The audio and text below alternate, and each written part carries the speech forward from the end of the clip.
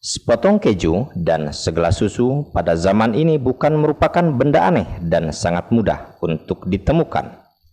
Namun hanya sedikit yang benar-benar tahu dari mana benda-benda itu berasal.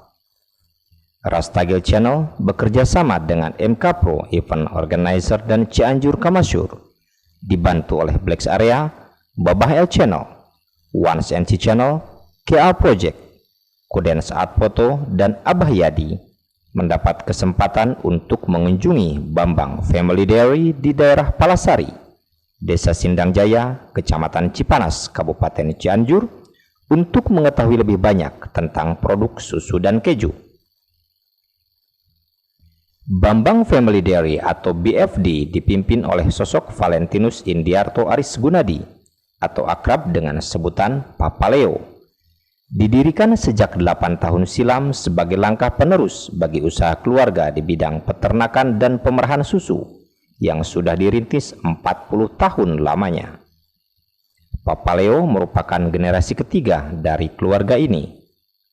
BFD kini bisa memproduksi hingga 300 liter susu per hari dengan 24 ekor sapi yang menghabiskan hingga 1,5 ton pakan, dan digawangi oleh 8 orang pekerja yang semuanya merupakan penduduk sekitar. Selain memproduksi susu, BFD juga memproduksi sekitar 21 macam olahan turunan susu, antara lain berupa yogurt, tahu susu, dan keju mozzarella.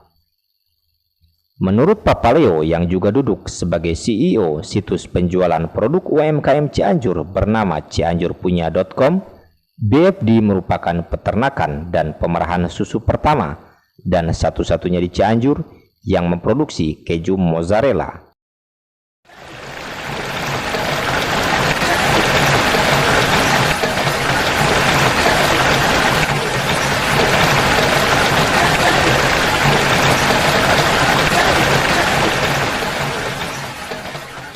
Selamat siang Pak Aris. Halo, ini mohon maaf saya ganggu waktunya, nggak apa-apa ya? Nggak masalah. Pak Aris, saya ngobrol ya. Saya tertarik di Cipanas ini, ternyata ada apa namanya produksi susu katanya, tapi bukan hanya susu, ternyata ada berbagai olahan. Pak Aris boleh cerita ke kami ya, sejak kapan ini perusahaan ini dirintis usahanya? Oh, nanti bisa beres tahun depan nih. Oh, nggak apa-apa. Singkat saja. Oke. Jadi saya mulai meneruskan usaha orang tua ini sebenarnya tadinya dari keluarga saya. Mau berarti generasi kedua? Generasi ketiga. Generasi ketiga malah ya? Iya, generasi ketiga olahan. Ya. Jadi kita keluarga ini sudah 40 tahun. Waduh, untuk peternakan sapinya. Peternakan sapinya. Tapi saya baru terjun sendiri di peternakan ini sekitar 8 tahunan. 8 tahunan. Ya, lalu kita mulai berbenah, lalu mulai bisa membuat olahan produk lain-lainnya itu sekitar 5 tahun ke belakang. 5 tahun belakang, berarti 40 tahun dirintis oleh orang tua beliau dari usaha keluarga. Ini 8 tahun langsung Pak Aris berarti ya? Ya. Selama 8 tahun Pak, suka dukanya seperti apa? Berarti ini kan karena ini nerusin usaha orang tua beda ternyata. Ya betul, ya. Betul. Jadi saya ingat kita mulai ini dari sapi 2. Di 2 ekor sapi. 2 ekor sapi ya. 2 ekor sapi. Ya pokoknya di awal-awal sekitar 2 tahun, 3 tahun kita memang perih sekali lah. Ya. Jadi dari 2 ekor sapi bagaimana caranya supaya bisa berkembang sampai sekarang itu memang perjalanan luar biasa ya. Saya ingat dukanya itu pernah di saat kita mulai menanjak, mungkin sekitar 4 tahun yang lalu, dalam setahun sapi kita ada yang mati 16 ekor. Aduh. Itu yang masih membekas banget, 16 ekor. 16 ekor mati. Kenapa itu matinya itu kenapa? Ya mungkin udah takdir. Ya. Tapi memang yang jelas dulu kita belum terlalu ketat soal SOP-nya. Ya, jadi kita punya uang beli sapi, ternyata sapinya bawa penyakit. Akhirnya itulah dukanya. Ya. Tapi kan tentu walaupun sedemikian hebat suka dukanya, ada dong yang sudah diraih capaian lah, sudah punya capaian. Achievement Pak Aris sejauh ini seperti apa? Ya alhamdulillahnya kita saat ini yang membanggakan ya kita ada kelompok kita sendiri. Ya. Ibaratnya kita sudah bisa membantu peternak-peternak yang lain.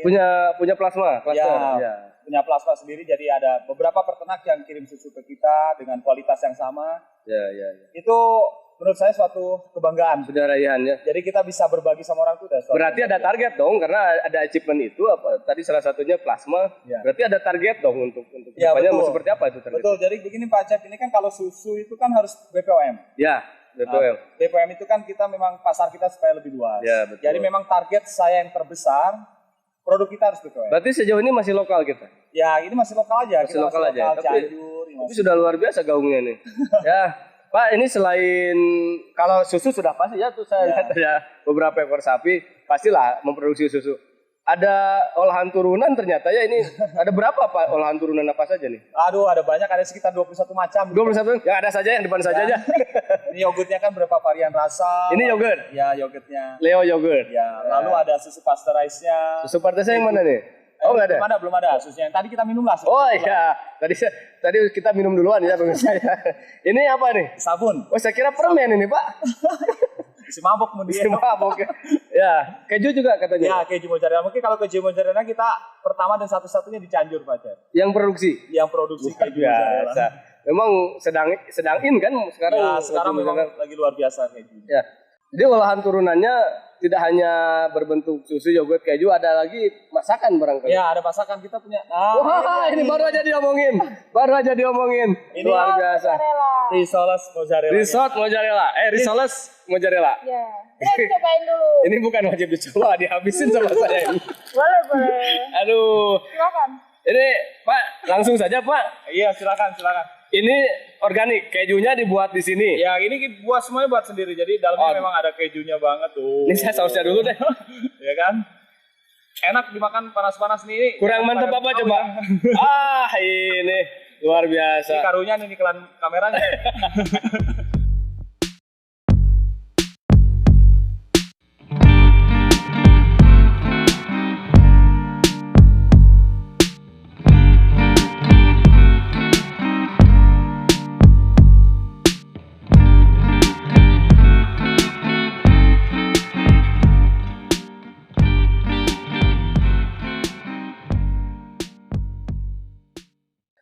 Ini cerita realita nih. Ya. Saya sih untuk pandemi kayak apa Pak nih?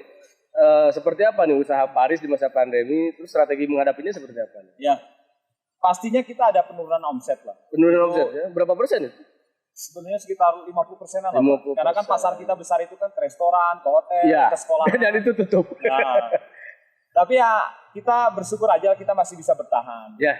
Lalu tentu. ya strategi kita banyak jual secara online sekarang. Betul. Ya, kita jual secara online, lalu kita banyak reseller di beberapa tempat. Ini online-nya marketplace yang sudah sudah marketplace terkenal atau bikin marketplace sendiri barangkali ini Pak Aris ini nih.